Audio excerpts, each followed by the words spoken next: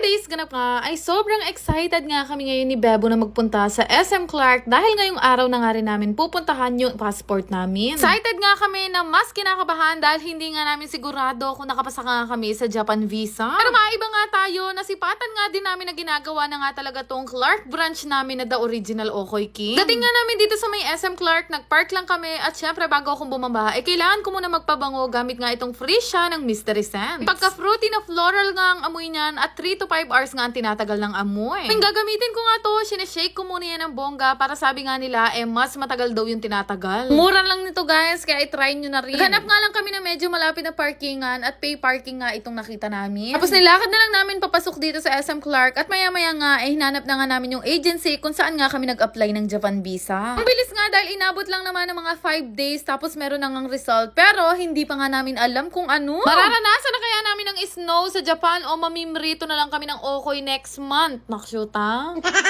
Hintay lang kami ng ilang minuto at maya-maya nga, tinawag na nga kami at meron nga lang pinapirmahan sa amin. Kapag pala kumukuha ka ng visa, hindi nga nila ite-text sa'yo kung approve ba o deny ka. Naman nung mga time na to, wala talaga kaming kaidi-idiya ni Bebo kung pasado nga kami. Kaya sobrang kinakabahan nga kaming dalawa dahil Diyos ko, nakabook na ang ticket namin. Nakshuta. Kaya naman sobrang saya nga namin nung sinabi nga sa amin ni Kuya na nakapasa kami pareho ni Bebo. Kaya naman kahit nakabalandra na nga sa harap ko itong observe silence nila, hindi ko nga napigilan ng sarili kong sumigaw. Abi, paano hindi ka mapapasigaw kung nakapasa ka ng multiple visit? Kanya man. Ako nga pala ay multiple entry for 5 years. Si Bebo naman ay single entry for 3 months. Okay na rin yon dahil sabi ko sa kanya sa susunod na pag-a-apply niya, panigurado magiging multiple visa na rin siya. Sabi guys, sobrang saya namin dalawa ni Bebo ng mga time na to dahil dream country namin pareho ang Japan pero mas dream namin magpunta ng magkasama. Tuloy na nga ang pagja-Japan namin kaya naman siguro meron na kaming valid reason para mamili ng mga panlamig namin. Naksyota. Hindi naman masyadong excited tong si Bebo, hindi pa nga kami nagla-lunch. Abi, dumiretso na agad siya dito sa bilihan ng mga boots. Pero sabi ko nga sa kanya, magtingin-tingin pa kami sa ibang store, baka merong pang mas mura. Alam niyo naman, si Bebo nga nirarayuma, kaya sabi ko sa kanya, kailangan yung sapatos na susuot niya, yung hindi siya magsasawang maglakad. Abay, pagka nirayuma siya sa Japan, ay Diyos ko, talaga naman, manton na ako mga pon. Chares! Inuna nga muna namin bilhin yung mga iba namin gagamitin na actually, ito nga hindi naman sa Japan namin isusuot. Bago kasi kami mag-Japan, meron pa nga kaming isang trip papunta nga sa ibang country naman. O diba, wala mo talaga makwalta kami, pero yung ticket namin na yun, nabook lang namin sa piso fare. Naksyuta.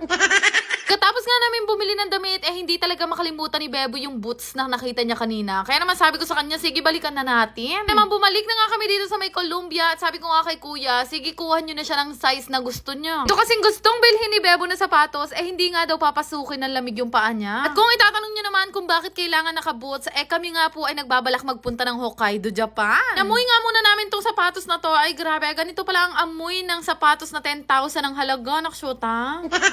Sukat na nga rin ako ng boots ko at sakto naman dahil medyo mas mura yung akin kaysa dun sa binibili nga ni Bebo. Sabi ko kasi sa kanya, okay na ako dun sa boots na nakita ko sa Shein, pero sabi niya, dapat daw komportable yung sapatos na susuotin namin. At in fairness naman dito sa nabili naming sapatos, parang kahit tawirin mo ang tuktok ng Mount Fuji, hindi ka magkakakalyo. Chares!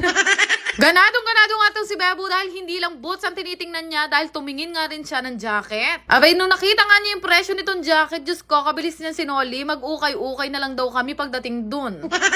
Sobrang pricey lang din talaga ng mga halaga ng gamit dito, pero kasahon nyo naman na worth naman ang quality. Actually, ayoko naman talagang bilhin yung boots na yon dahil nga hindi ko matanggap yung presyo. Pero dahil si Bebo naman ang magbabayad, for the go! Ay naksyuta, bigla ako nagutom sa presyo ng sapatos na binili namin. Dalawa lang, 16,000. Natinwarin pa kanta. Kaya nga, tinawagan nga namin tong si Kyle at si KTV para nga mag-dinner nga kami ng sabay-sabay. Silang dalawa kasi ay dito na nga nakatira sa Clark, Pampanga dahil sila nga ang magtatao sa the original Okoy King Clark branch namin. Titreat nga namin silang dalawa at pakakainin namin ng masarap dahil sabi ko nga sa kanila, ito na ang huling beses na magiging magkaibigan kami. Dahil simula sa December 13 nga, kaming dalawa nga ni Beboy amo na nila. Chares! Nakakalungkot lang isipin dahil mababawasan na naman yung team namin at makakasama pero hindi naman kami magkakaaway. Napakatagal na din kasi nung huling nag-samji nga ako at alam niyo naman ngayon kahit hindi pa kami nag-i-start mag-gym nagsisimula na nga ako mag-diet. Uy! Pero okay, mag-alala na nga ako sa sarili ko na ito na nga ang huling beses na magsasamji ako. Kanyaman. Pagkatapos nga namin pupunta nga saglit kami doon sa ginagawa nga naming branch. Pero sabi ko nga kila Kate, maghiwalay na kami dahil meron nga silang dalang motor. Naman naglakad na nga kami ni Bebo at muntik pa nga namin makalimutan kung saan nga nakapark itong si Montero Puliped. At 3 minutes lang naman yung layo mula SM Clark papunta nga dito sa may main gate kung saan nga nandito yung Okoy King. Grabe, pagod na nga kami ni Bebo ng mga time na to at hindi na nga namin alam kung anong uunahin namin sa buhay. Pero sabi ko nga sa kanya, kahit gaano naman kami kabisi, meron naman akong time para magpakasal. Chares! Bukas na nga po pala ito magbubukas, kaya syempre kailangan namin puspusin ang trabaho to at linisin dahil syempre maraming pupunta panigurado. Simulan na nga bidurahan itong harap at bukas nga i-retouch na nga yung kulay dito sa labas. Huwag nga ako kanina dahil nagpipintura pa lang to sila kuya. Diyos ko, meron nang bumibili, naksyota. Huwag kayong magalala, isang tulog na lang makakatikim na kayo ng hari sa lutong at lasa ng the original Okoy King ni Mengay Vlogger Stress.